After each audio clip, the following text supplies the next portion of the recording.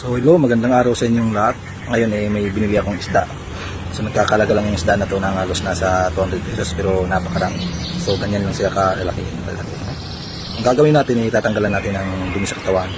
Yung laman loob, yung kalis, yung ano niya, pasang niya, tatanggalin natin para maging mas malinis. Pero bago yun, dapat naka-follow kayo at saka naka-like dito at naka-share dapat dito sa ating vlog ngayon. So sa mga hindi pa nagpa-follow sa akin, so mag-follow kayo. So tara na, umpisa na natin itong paglilinis ng isda. So let's go!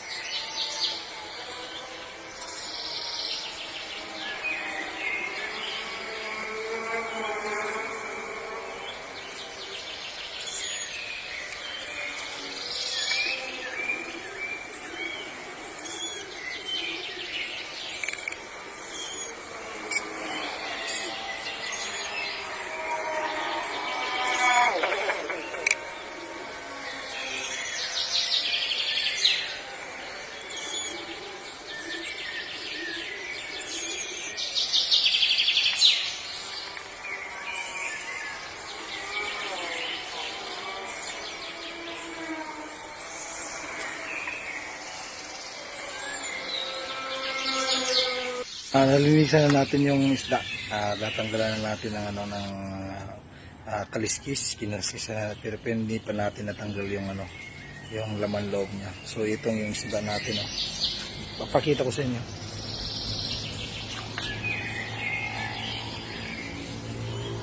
Yan yung isda natin.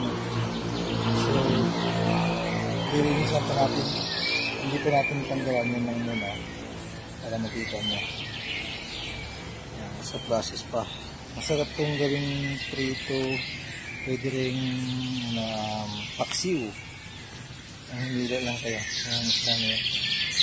Yan. Ito para bukas. Hindi na natin binilas. So yan, no? Yan lang mga kaibigan.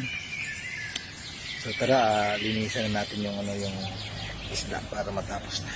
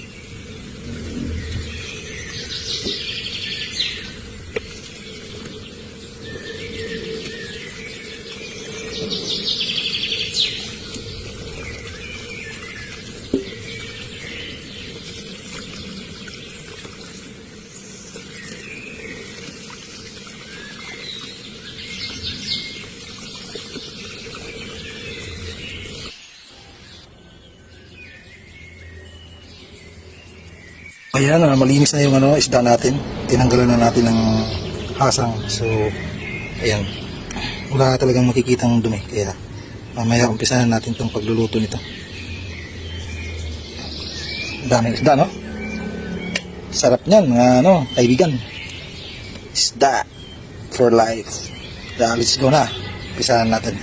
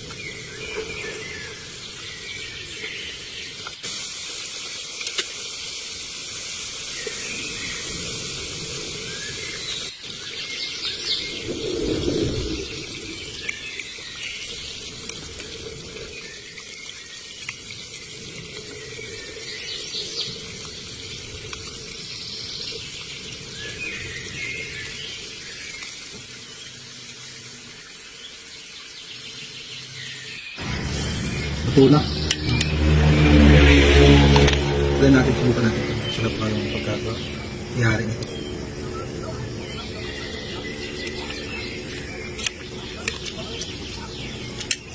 Masarap. Apat. Thank you. Bye-bye.